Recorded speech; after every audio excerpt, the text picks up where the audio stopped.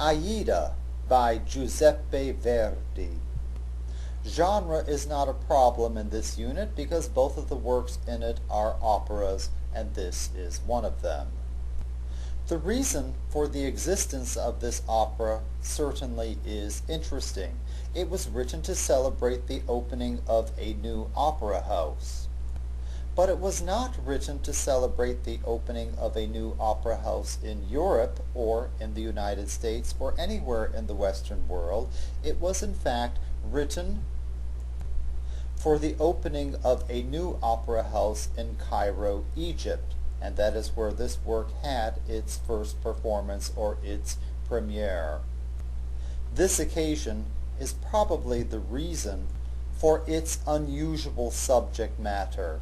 And I think it would be fair to describe the subject of this opera as exotic. That is, it is a non-European subject, or at the very least a non-Western subject. In fact, it deals with countries on another continent, and it is the story of a war between Egypt and Ethiopia. The story of the opera takes place in ancient times between these two great empires of the ancient world, but Egypt and Ethiopia were very much in the news and on the minds of people in the West around the time that this opera was commissioned and performed.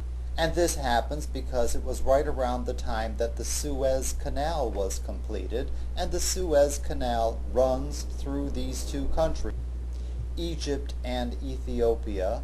And basically this canal that runs through the northern part of Africa connects the west with the east.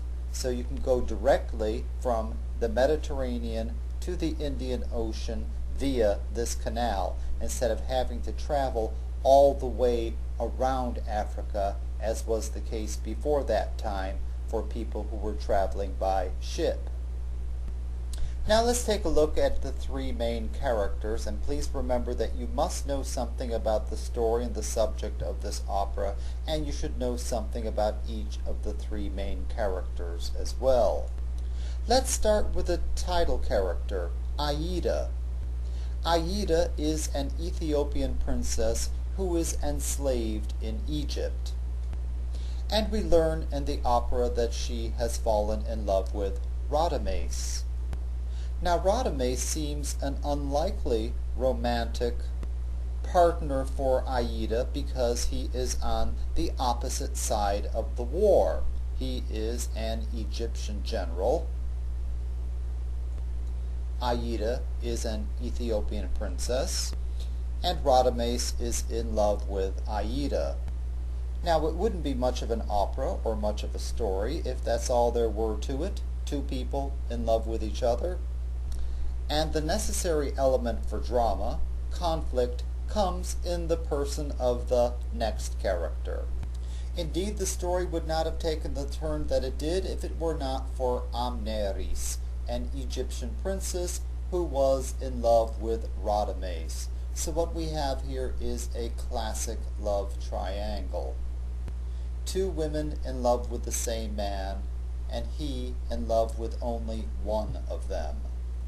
Now, as you can imagine, Amneris is not going to let the situation slide, and in fact she uses guile to engineer it so that Radames will come to her, and that he will put aside Aida. Basically, she uses blackmail in an attempt to accomplish this.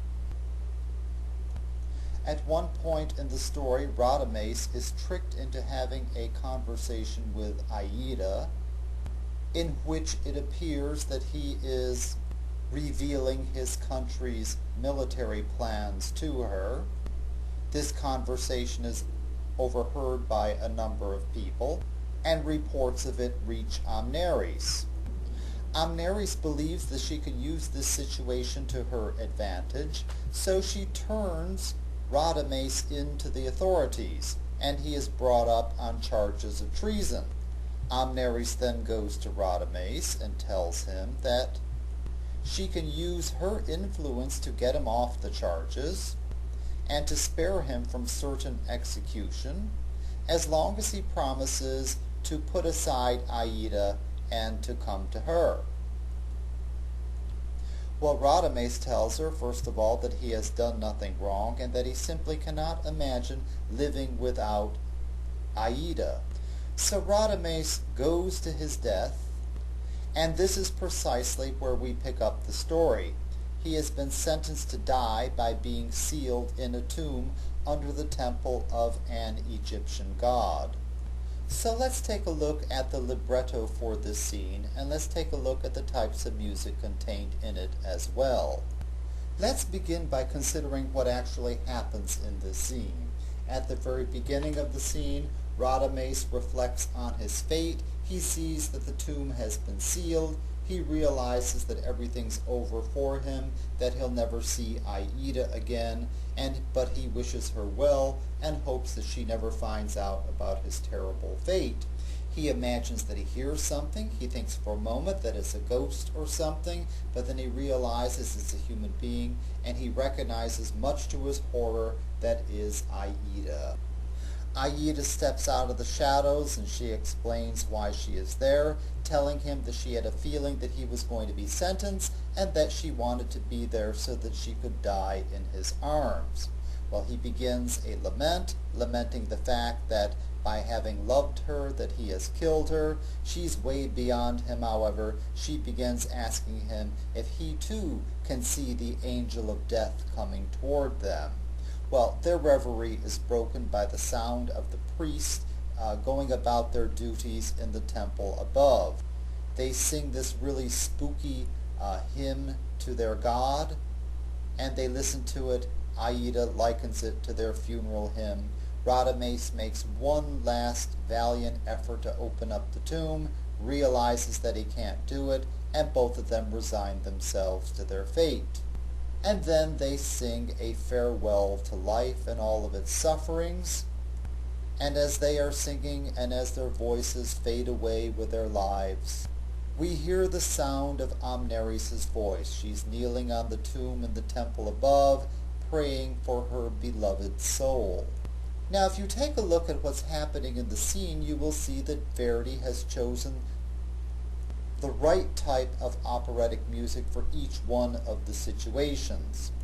At the very beginning of the scene, where he's simply telling us a story and then having a conversation with Aida, the simplest type of operatic music, recitative, is used. The very type of operatic music that we associate with these two functions, with narration and dialogue. Now, both of them step a bit beyond the ordinary in the lament that follows of Radames. He blames himself for having killed her, by having loved her. So the music for this is arioso, one step above recitative. The same thing happens when Aida asks Radames if he can see the angel of death flying toward them.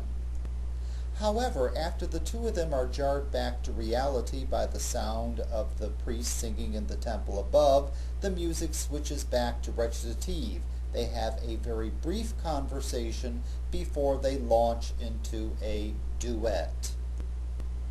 Now, a duet is an aria for two voices. So what we have in this scene are the four traditional types of operatic music: recitative, arioso, aria in the form of a duet, and chorus. And here you can see that Verdi makes the effort to merge all of these pieces into a continuous integrated scene.